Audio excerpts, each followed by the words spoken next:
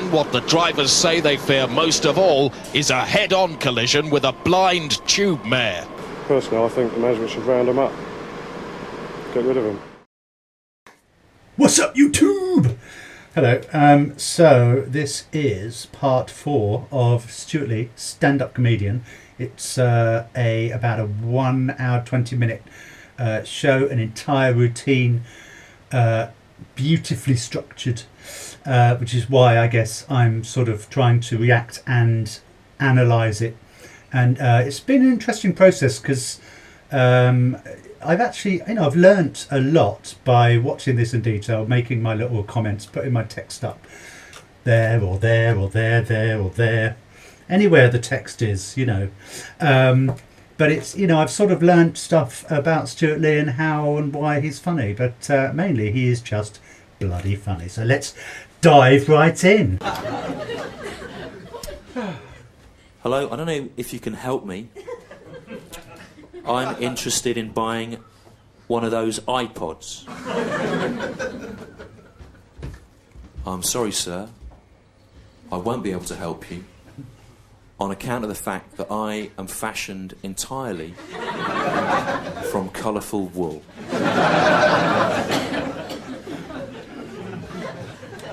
Perhaps you'd like to ask one of my colleagues.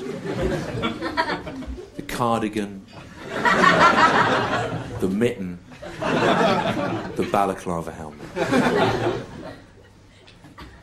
And again, you'll notice there are a list of 3 things really they ought comedically to build, but the balaclava helmet was a disappointment. It didn't get the laugh one would be hoping for there. And I knew that was going to happen, right? Because like I say, I ran this show in Edinburgh for a month last August, and I thought, I'll be honest with you, Glasgow, I thought the balaclava helmet was going to get a big laugh.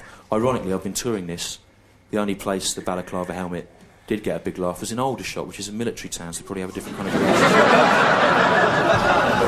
with it. But on the whole, people don't find it funny. And I was confused, because for me, the balaclava helmet is one of those inherently absurd items. I thought it would be a good topper there, but it never worked. So the first kind of week of the run, the month run, I kept swapping the order around. I was going, perhaps you'd like to talk to one of my colleagues, the balaclava helmet, mitten, cardigan, balaclava helmet, mitten, whatever. And after a week, still nothing, well, it never got any laughs. Then after about 10 days, one of my friends in the audience, the actor Kevin Eldon, who you may remember from Channel 4's Packing 'Em In the early 90s, his best, the best work he did. And I said to him, why do you think that isn't working? And he said, well, the problem is, all the items in your list are made of wool. And the tea cosy has already said to the customer that it won't be able to help him on account of the fact that it is made from wool. So for the tea cosy to suggest to the customer that he seeks assistance from other exclusively woolen items,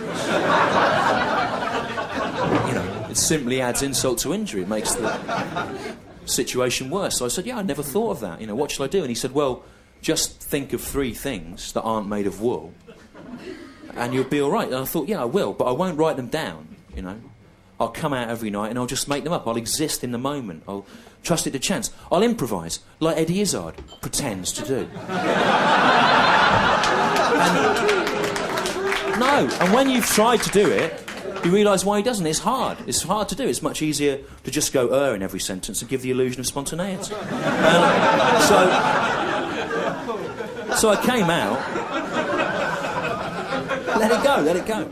So I came out the first night. I went, yeah, perhaps you'd like to talk to one of my colleagues. And I said, the stick, the wood. And then I said, the toaster. And again, there was no laugh. So I thought, why's that? And I went home and I thought, yes, because the problem is, the toaster is an electrical item, and the people are thinking, is that working in Currys or is it for sale there? Yeah, but I was chasing the problem down. Basically, I realised I needed 3 things that were neither electrical nor woolen, right? But it's quite hard to think of that. Sir, think of a thing. Weather vane. Weather vane. The act of cunnilingus. Weather vane, the act of cunnilingus, and... A banana. What? A banana. A banana. Weather vane, the act of cunnilingus, and banana. Well, admittedly, those are quite good. They're not... they're not electrical, nor wool. And weather vane, banana good. The act of cunnilingus is particularly good because that takes us into an area where concepts are working in a shop. It's good. It's certainly. I was in Aspen, Colorado 2 weeks ago. In America, you beat them hands down. The American audience, their first two suggestions were a scarf and a kettle. Woolen and electrical straight. Although, to be fair, this wasn't the part of the set they liked least. You know?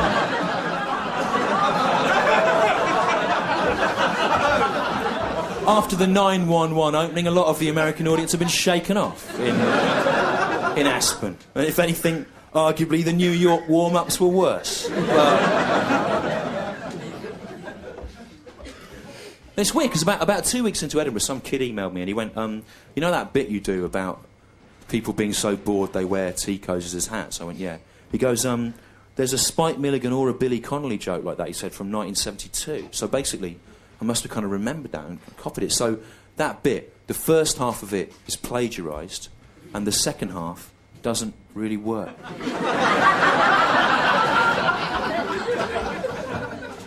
But I was making a number of kind of crass generalisations about Americans, though. I don't really believe any of them. And I did it for comic effect. And I don't understand how anyone can have a kind of generalised view about another nation or race. I certainly don't. And I think it's because I'm different to a lot of you. I'm not necessarily better, but I'm different. And I'm better, let's face it. And I think it's because I feel a little bit kind of removed from your human society, because I'm adopted. I'm an adopted man, and so I'm suspicious of notions of identity or nationhood. For example, I grew up thinking that I was English, right?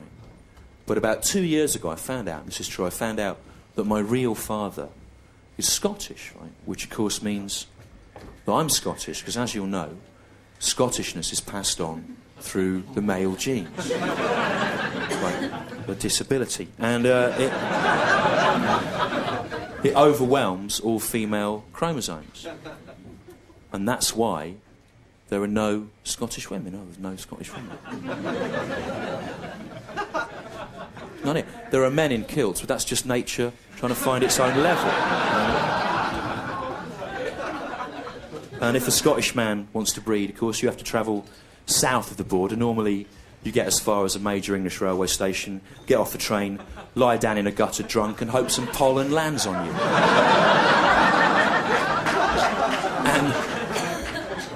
And I can say that, remember, because technically I am Scotch.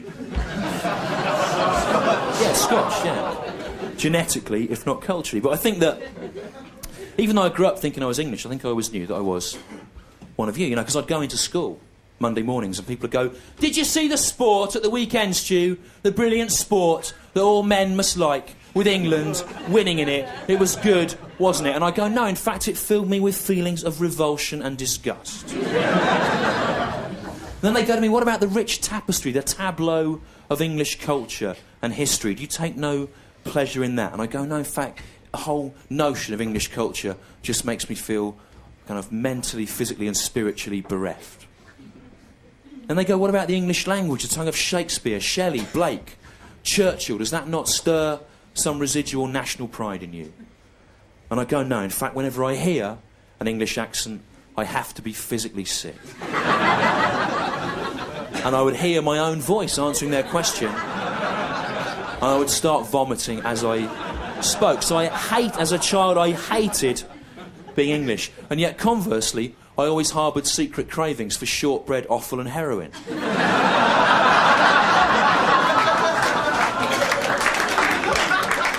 Something like that. You know, deep-fried heroin, if I could get it.